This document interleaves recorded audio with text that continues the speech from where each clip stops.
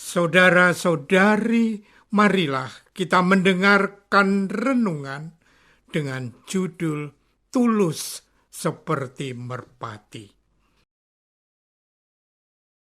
yang berdasarkan pada Injil Matius bab 10 ayat 16. Lihat, aku mengutus kamu seperti domba ke tengah-tengah serigala. Sebab itu hendaklah kamu cerdik seperti ular dan tulus seperti merpati. Dalam nama Bapa dan Putra dan Roh Kudus. Amin. Saudara-saudari terkasih, dalam nama Tuhan Yesus Kristus. Yesus berkata kepada murid-muridnya, lihat, aku mengutus kamu seperti domba ke tengah-tengah serigala. Sebab itu hendaklah kamu cerdik seperti ular, tulus seperti merpati. Tetapi waspadalah terhadap semua orang, karena ada yang hendak menyerahkan kamu. Apabila mereka menyerahkan kamu, janganlah kamu khawatir akan bagaimana dan akan apa yang harus kamu katakan. Karena semuanya itu akan dikaruniakan kepadamu pada saat itu juga. Karena bukan kamu yang berkata-kata, melainkan Roh Bapamu, Dia yang akan berkata-kata di dalam kamu. Menjadi murid Kristus bukanlah suatu yang mudah. Akan ada banyak rintangan dan tantangan yang kita hadapi.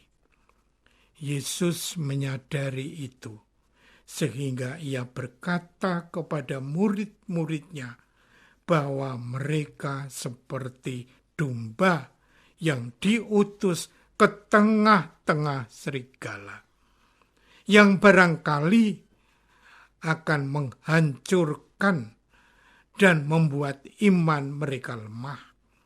Namun Yesus memberikan suatu penguatan.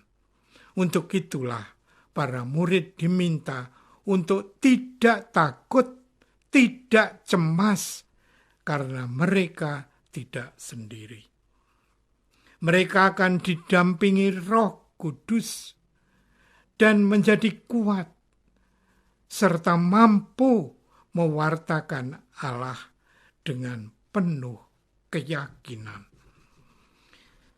Saudara-saudari terkasih, seorang pastor berbagi pengalaman pastoralnya mendampingi sebuah keluarga yang terancam bercerai. Beliau berkata, suatu malam saya dipanggil untuk mendamaikan keluarga Katolik. Saya tidak tahu apa yang harus saya katakan. Saya berdoa supaya diberikan hikmat.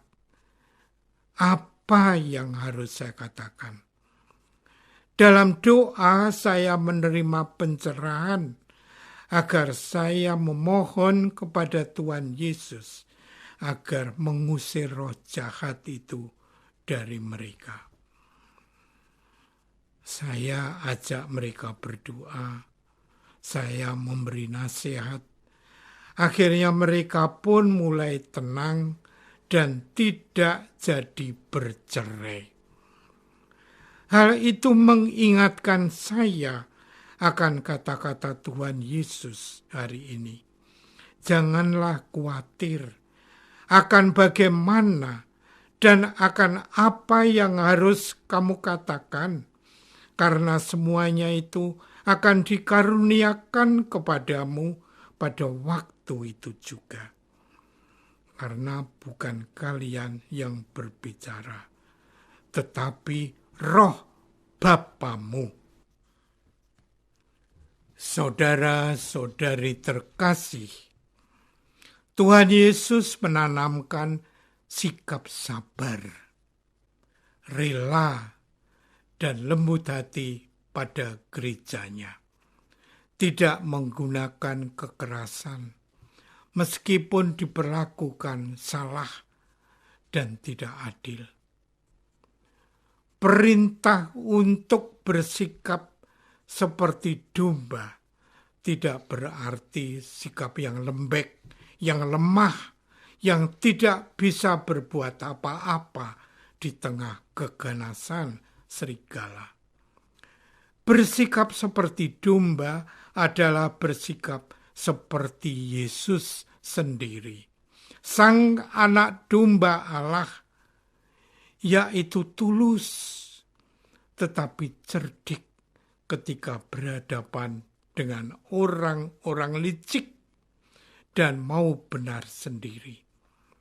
Ketika para murid harus menghadapi orang-orang yang suka menggunakan kekerasan serigala, para murid Yesus harus menggunakan perhitungan dan kebijaksanaan.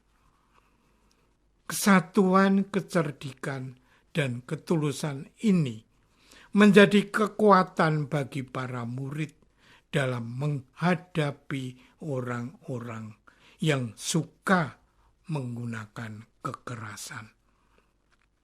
Selain nasihat untuk bersikap seperti domba, para murid juga dinasihati untuk waspada terhadap orang-orang yang akan menyesatkan dengan pengajaran mereka. Bahkan pengajaran yang disampaikan di rumah ibadat sekalipun. Menghadapi mereka, Yesus mengingatkan untuk tidak takut, tidak khawatir. Roh Allah akan datang melalui Roh Kudus. Saudara-saudari terkasih, Yesus membesarkan hati para murid dengan janjinya untuk memberikan Roh Kudus yang akan membantu mereka berkata-kata. Selain itu, ia juga mengatakan, orang yang bertahan sampai pada kesudahannya akan selamat.